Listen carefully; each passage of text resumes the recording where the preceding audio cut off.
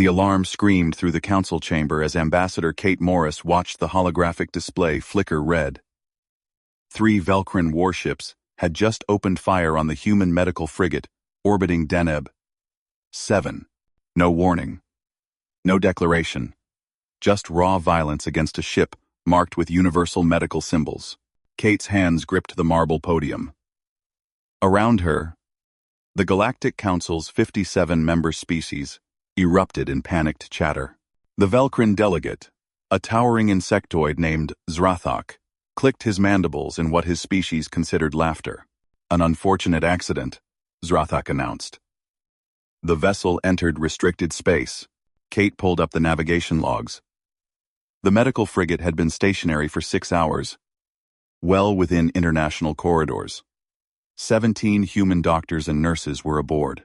The display showed their life signs flickering out one by one. "That's a lie," Kate said quietly. The Therian Council speaker raised 3 of his tentacles for silence. "Ambassador Morris, please contain your emotions. We will investigate this incident through proper channels." Proper channels meant committees and reports that would take months. By then, the Velcrin would have fabricated evidence and bribed enough council members to avoid consequences. Kate had watched this pattern repeat itself 12 times in the past year. The Velcrin tested boundaries, killed a few beings here and there, and the council did nothing. But humans were different. Kate accessed her personal communicator. Authorization. Morris Alpha 7. Execute Protocol Revenant. The Therian speaker's skin flushed purple. "Ambassador, what are you doing?" "Surviving," Kate replied. 6 hours earlier, every human ship in the galaxy had received encrypted instructions. If human civilians were killed without provocation, they were to stop pretending to be peaceful traders and diplomats. They were to remember what humans actually were, beneath the polite smiles and diplomatic protocols. The holographic display shifted. Across 40 star systems, human vessels transformed. Cargo haulers jettisoned their fake containers, revealing missile arrays. Science ships deployed weapon batteries that had been hidden inside sensor equipment. Even the small personal yachts that wealthy humans used for tourism sprouted railguns from concealed compartments. The council chamber fell silent. "What is the meaning of this?" the speaker demanded. Kate watched the tactical overlay. 1,200 human ships had just declared themselves military vessels. They weren't the largest fleet in the galaxy. The Velcrin had triple that number. But the humans moved with frightening coordination, like a single organism responding to injury. "You wanted to know about humanity," Kate said. "You wanted to understand why we evolved on a death world, why we have binocular vision and forward-facing eyes, why we have more fast-twitch muscle fibers than any other council species." Zrathak's antennae twitched. "Are you threatening this council?" "No," Kate said. "I'm explaining. We pretended to be civilized because we wanted to belong to something bigger than ourselves. But you mistook kindness for weakness." The display showed 3 human destroyers dropping out of hyperspace near the Velcrin home system. They hadn't been there 30 seconds ago. The council didn't even know human ships could move that fast. "The Velcrin killed 17 unarmed medical personnel," Kate continued. "In human culture, that's called murder. And when someone murders our people, something very old wakes up inside us. Something that helped us climb to the top of Earth's food chain." The 3 human destroyers fired. Not at planets or stations, but at the Velcrin's military shipyards orbiting their 4th moon. Precision strikes destroyed construction facilities worth billions. "Stop this immediately," the speaker shouted. Kate ignored him. "The attack will cease when the Velcrin surrender the officers who ordered the strike on our medical ship. They have 1 hour." Part 2. The council chamber descended into chaos. Delegates from 57 species shouted over each other, their translation devices creating a cacophony of competing languages. Kate stood motionless at the human podium, watching the tactical display as human ships continued their systematic destruction of Velcrin military infrastructure. Chancellor Meave of the Korathi Federation slithered toward Kate, his serpentine body undulating with agitation. Ambassador Morris, you are committing an act of war in front of the entire Galactic Council. Do you understand the consequences? Perfectly, Kate replied. Do you? The Velcrin delegate Zrathak had retreated to a corner, communicating rapidly with his homeworld through his personal device. Kate could see the panic in his jerking movements. The Velcrin Empire had built its reputation on calculated aggression against weaker species. They had never faced genuine retaliation. On the display, 6 more human warships emerged from hyperspace near Velcrin colony worlds. They didn't attack the planets. Instead, they positioned themselves in orbital blockade formations, cutting off all incoming and outgoing traffic. The message was clear.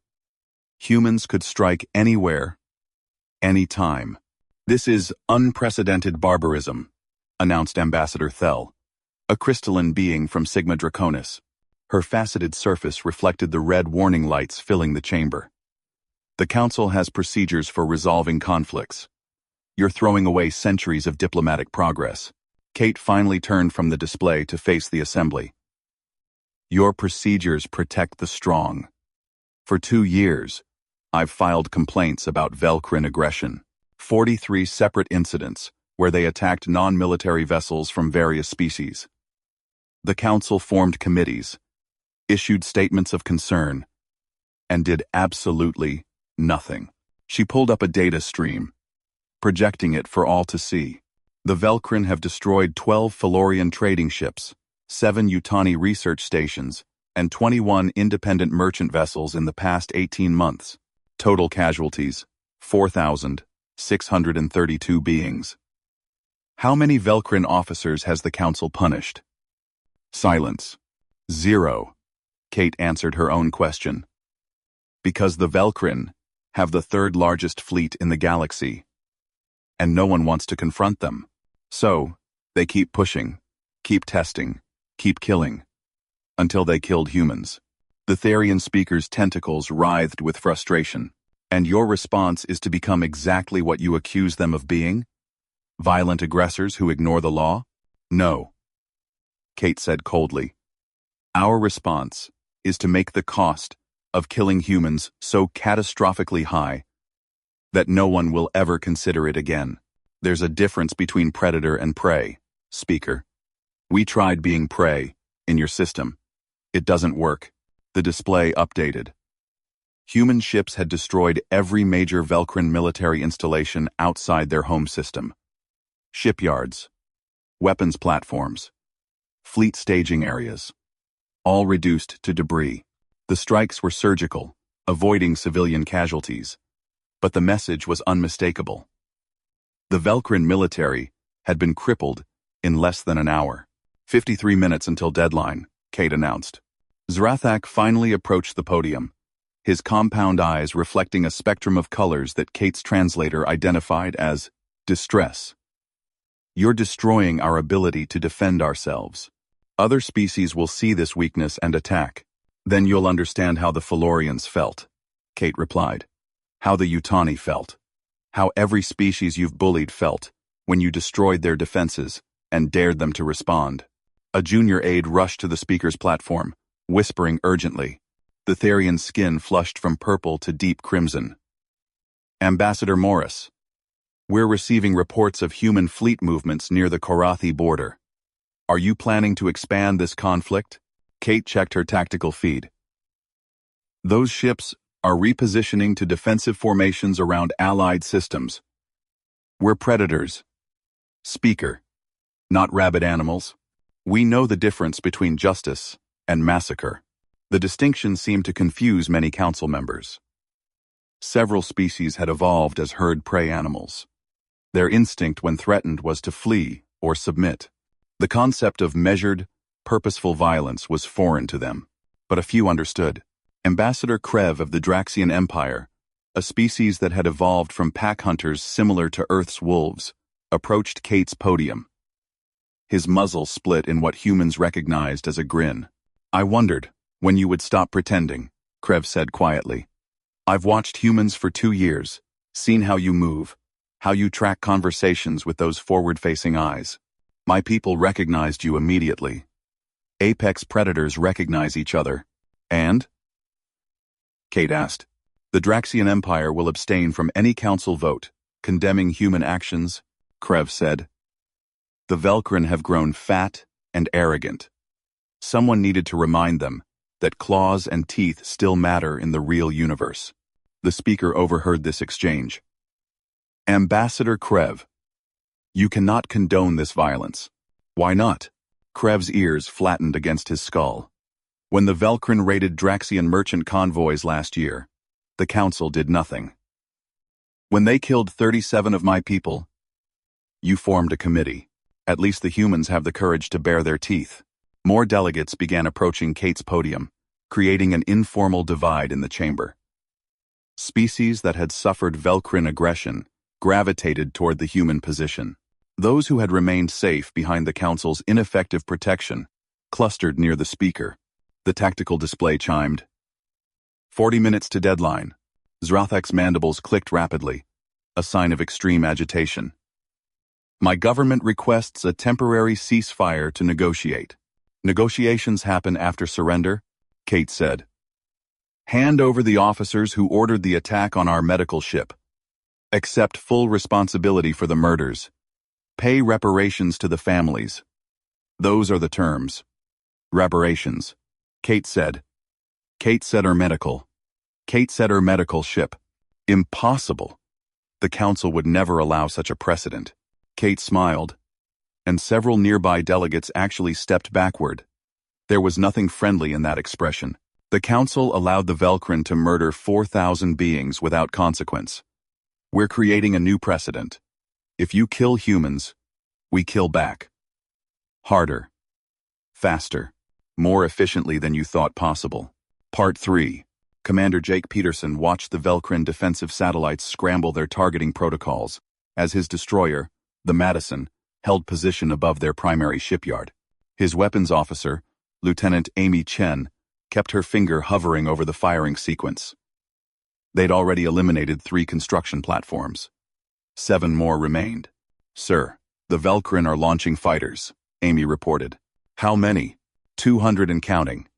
They're pulling everything from planetary defense. Jake studied the tactical plot. The Velkrin fighters were fast, but they flew in rigid formations, following predetermined attack patterns. Predictable. Launch countermeasures and execute evasion pattern Sierra. Don't fire unless they achieve weapons lock. The Madison rolled smoothly through space, its hull plating absorbing sensor pings while deploying electronic warfare drones.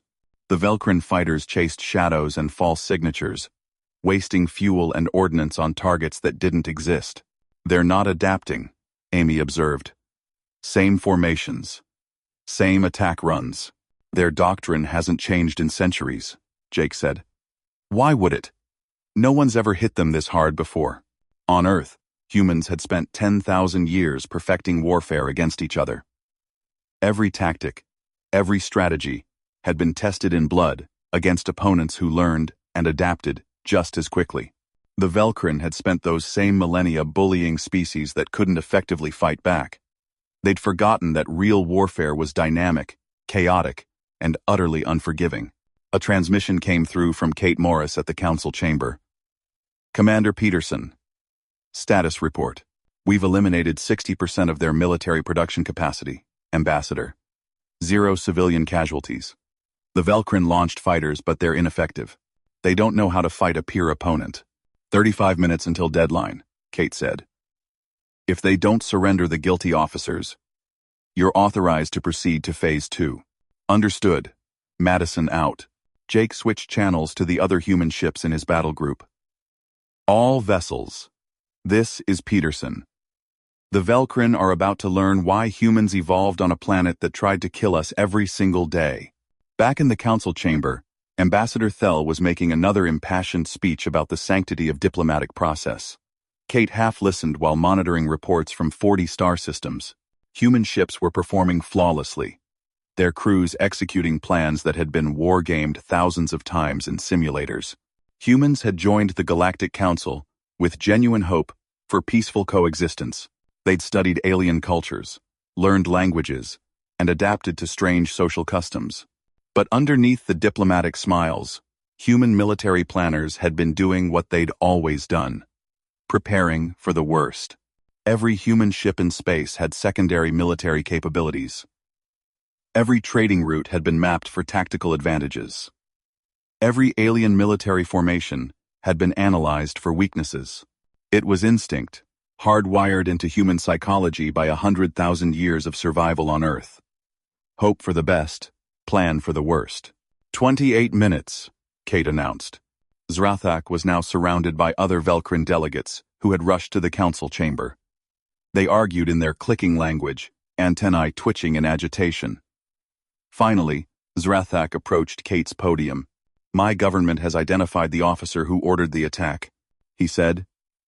"Captain Vex Zoth of the Third Fleet. But our military code does not allow us to simply hand him over to alien jurisdiction."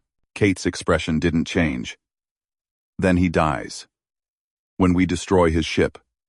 Your choice. You cannot be serious. He's following orders from our high command." "The orders were to murder unarmed medical personnel," Kate said. "In human law, following illegal orders is not a defense. It's an admission of guilt."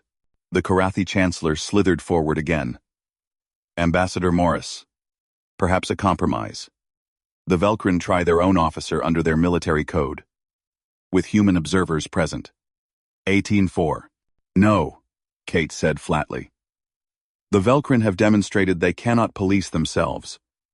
Captain Vex Zoth will face human justice, or he and his entire command structure will face human missiles. This isn't a negotiation. It's a statement of consequences." Klan. On the tactical display, the Madison and her sister ships began moving into attack positions around the Velkrin home world, not to bombard the planet. That would violate every rule of warfare humans actually cared about, but to eliminate the orbital defense platforms that protected it. The psychological impact was immediate. For the first time in their history, the Velkrin faced the possibility of their home world being vulnerable to attack. The reality that they could lose everything concentrated their attention wonderfully. 15 minutes, Kate said. Ambassador Krev watched the proceedings with obvious satisfaction. "Your species is more efficient than mine ever was, Ambassador Morris. We would have issued challenges and fought honorable duels. You simply remove the threat. Efficiency is what happens when you evolve alongside creatures that can kill you in seconds," Kate replied. Earth had lions, tigers, bears, crocodiles, venomous snakes, poisonous spiders, sharks, and hundreds of other species that considered humans food. We learned to think faster, plan better, and strike harder than anything else on our planet. And now you've brought those lessons to the galaxy, Krev observed. "We tried not to," Kate said honestly. "We really did. We wanted to believe that the universe was more civilized than Earth. That intelligence meant we'd all evolved past violence. But the Velkrin proved otherwise." The speaker's tentacles drooped in defeat. "If the Council allows you to act with impunity, it will set a precedent that destroys our entire diplomatic framework." "Your framework was already broken," Kate countered. "It only worked for species strong enough to ignore it, or weak enough to be ignored. We're neither. We're strong enough to enforce our own justice, and smart enough to know when diplomatic systems fail." On the display, Captain Vex Zoth's battlecruiser appeared, trying to flee the system through a hyperspace jump. 3 human destroyers intercepted it, their faster engines and superior navigation allowing them to predict and block his escape route. The Velkrin ship was trapped. 10 minutes, Kate announced. "This is your last chance, Zrathak. Hand over the murderers, or watch your military die." The Velkrin delegate's antennae drooped. He knew the reality. His species had overreached, mistaking human diplomacy for weakness. Now they faced an opponent who had evolved specifically to hunt and kill dangerous prey. An opponent who had spent its entire existence learning to turn disadvantages into advantages. "I need to consult with my government," Zrathak said quietly. "You have 10 minutes to do so," Kate replied. "After that, the talking stops." And the hunting continues. Part 4. Commander Jake Peterson watched Captain Vex Zoth's battlecruiser attempt another escape vector. The Velcrin ship was larger than any of the human destroyers surrounding it, with more armor and heavier weapons. In a straight fight, it might even win. But the humans weren't offering a straight fight. Target their hyperspace emitters, Jake ordered. Make sure they know they're not leaving. 3 precisely aimed shots disabled the emitters without destroying the ship. The Madison's weapons systems could calculate trajectories that seemed impossible to species who hadn't spent centuries refining ballistics on a planet with complex gravity and atmosphere.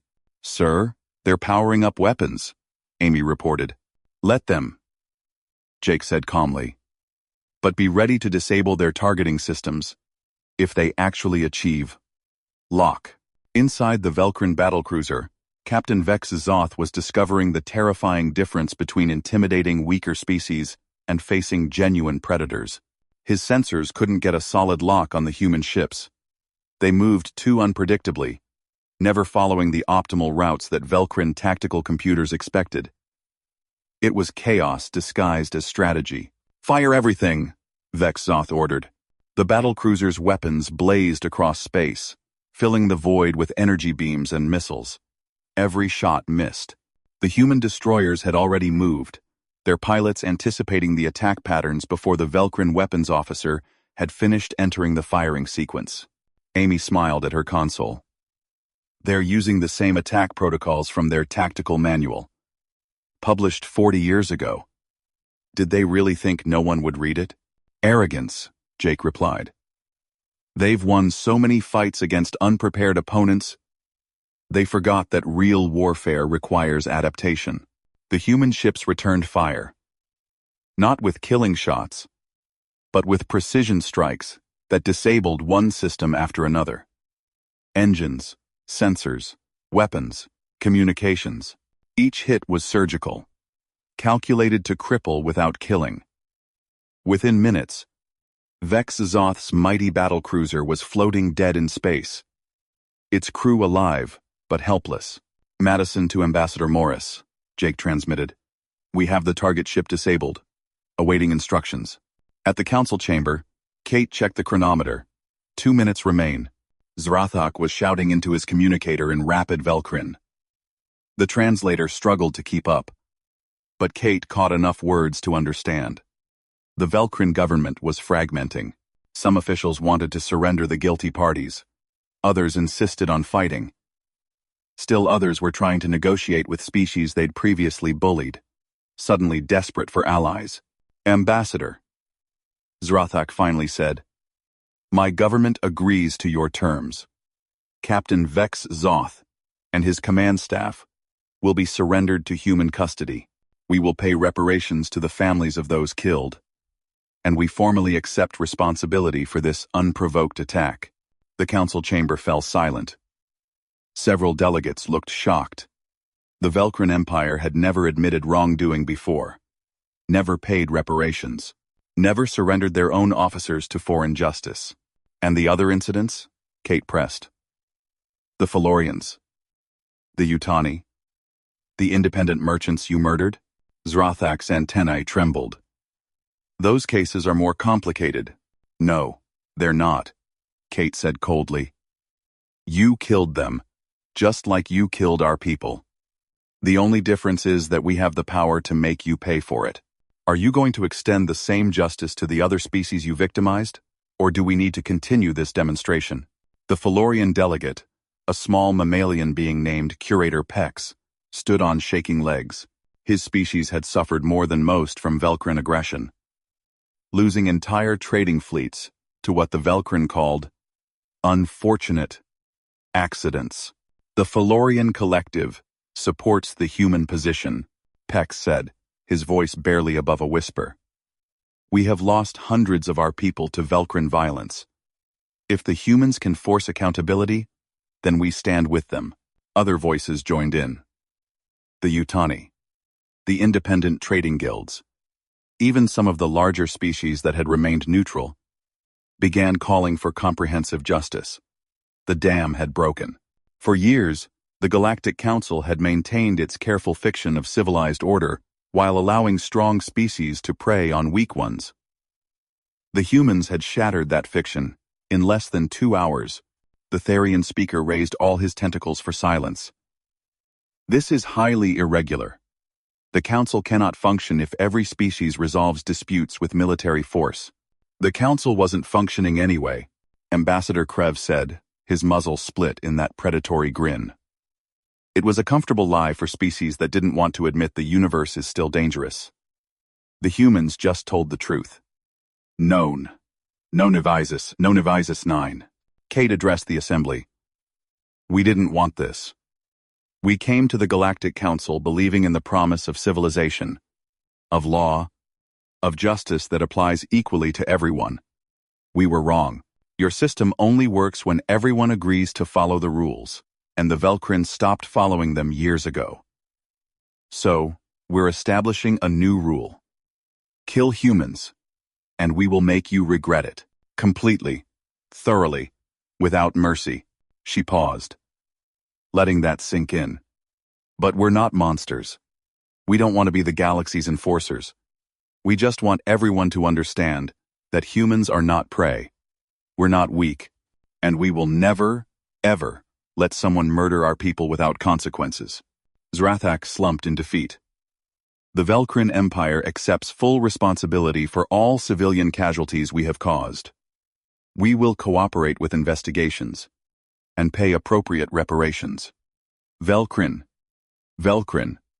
Velcrin. Velcrin. Good, Kate said.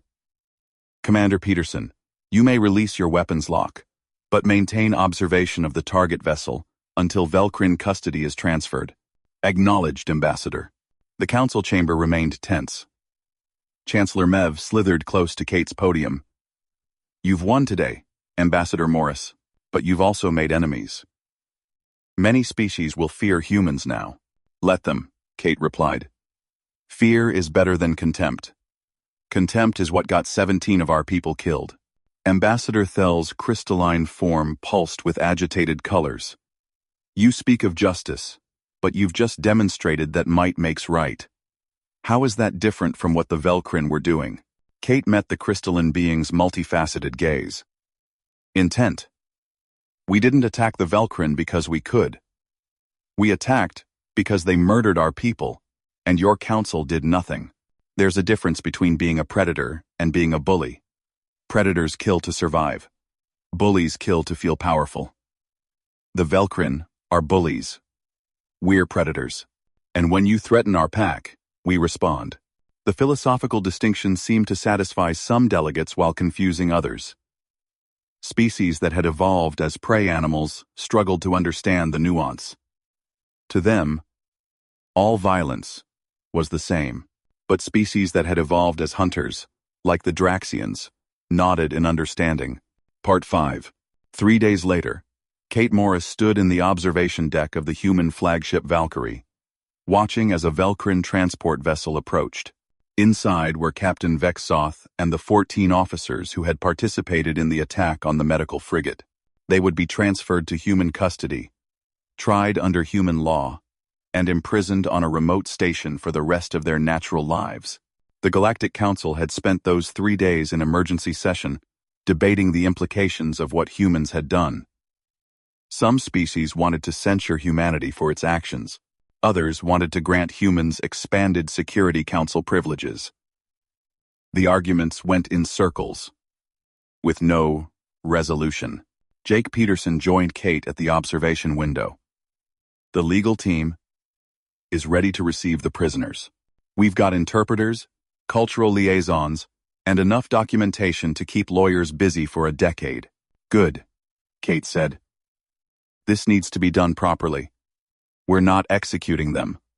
We're not torturing them. We're giving them fair trials and proportionate punishment. That's what separates us from the Velcrin. Some of the crew wanted harsher measures, Jake admitted. Those 17 people on the medical frigate. Half of them had families. Kids waiting for parents who aren't coming home. I know, Kate said quietly. But if we become what we're fighting against, then the Velcrin win. They prove that the universe is nothing but violence and power. I won't give them that satisfaction. The transport vessel docked with the Valkyrie. Marines in combat armor escorted the Velkrin prisoners through sterile corridors to specially prepared cells. Captain Vex Zoth walked with his head held high, mandibles clicking in what might have been defiance or fear. His compound eyes tracked every human he passed, seeing clearly for the first time the species he had so badly underestimated.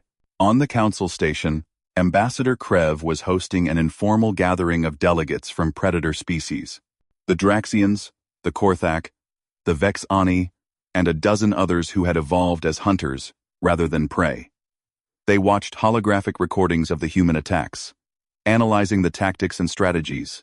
Remarkable precision, commented the Korthak delegate, a reptilian being named Cisco. They disabled military targets without causing civilian casualties. That level of restraint during combat is difficult to maintain. It's instinct for them, Krev explained.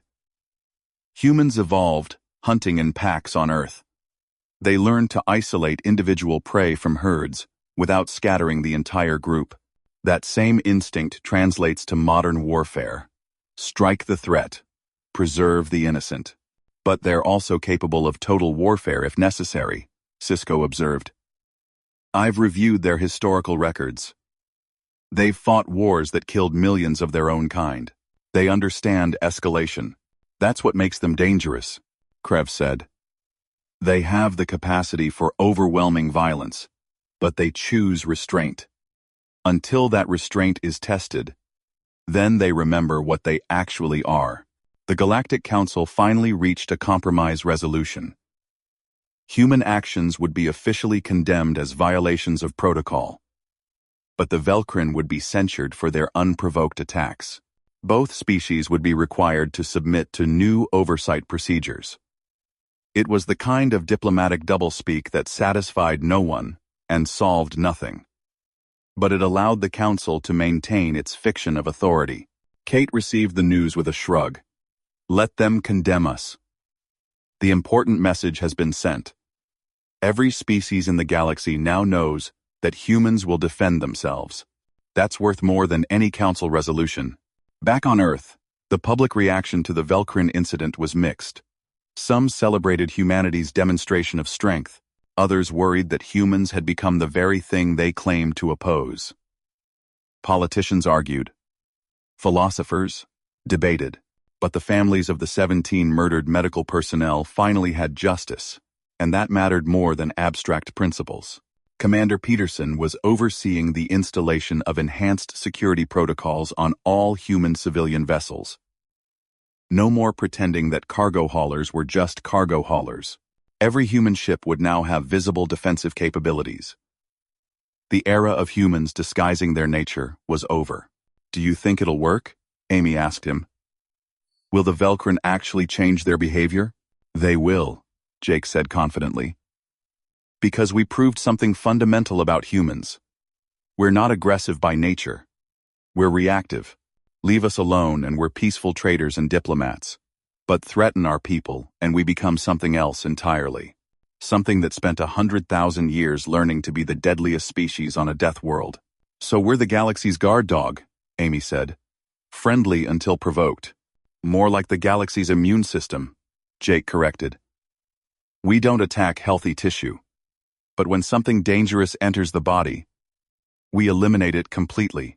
6 months later, reports began filtering in from across the galaxy. Velkrin ships were giving human vessels a wide berth. Other aggressive species were reconsidering their tactics. The number of pirate attacks on independent traders had dropped by 70%. The mere possibility of human retaliation had created a peace that the Galactic Council's diplomatic protocols never achieved. Kate Morris was promoted to Chief Human Representative on the Council Security Committee. Her first act was to propose a new framework for protecting civilian vessels of all species. The motion passed unanimously. Even the Velkrin voted in favor. Ambassador Krev approached her after the vote. You've changed the galaxy, Ambassador Morris. For the better, I think. We just reminded everyone of something they'd forgotten. Kate replied. That civilization isn't the absence of violence. It's the controlled application of violence in defense of principles that matter. The Council forgot that. They thought they could maintain order through words alone. And now everyone understands that words are backed by the willingness to act. That justice means something only when it's enforced. That humans will be your trading partners, your allies, your friends, but never, ever your victims. The council chamber had emptied except for a few delegates finishing administrative tasks. Kate looked out at the stars, visible through the massive observation window. Somewhere out there, human ships were continuing their missions. Trading, exploring, building relationships with other species. But every ship's crew now understood what they represented. They were humanity's promise to the galaxy. Cooperate and thrive, or threaten and face consequences. It wasn't a perfect system, but it was honest. And in a universe that had pretended to be civilized while allowing the strong to prey on the weak, honesty was revolutionary. Kate activated her communicator. Morris to all human vessels. Stand down from heightened alert. Resume normal operations. And remember, we didn't start this fight, but we damn sure finished it. The responses came back from 40 star systems. Acknowledgements, affirmatives, and a few unofficial comments about showing the Velcrin what real predators looked like. Kate smiled. Humans would never be the most numerous species in the galaxy. They would never have the largest empire or the most advanced technology, but they had something more valuable than any of that. They had the proven willingness to protect their own, no matter the cost. And in a universe that finally understood that lesson, humans would never be prey again. They would be respected, feared when necessary, and left in peace to build the future they'd always dreamed of. A future where medical frigates could orbit planets without fear, where traders could travel safely, where justice actually meant something. The Council had witnessed humanity's predator trigger. Now, they would live with the consequences. And humanity would make sure those consequences included a safer, more honest galaxy for everyone.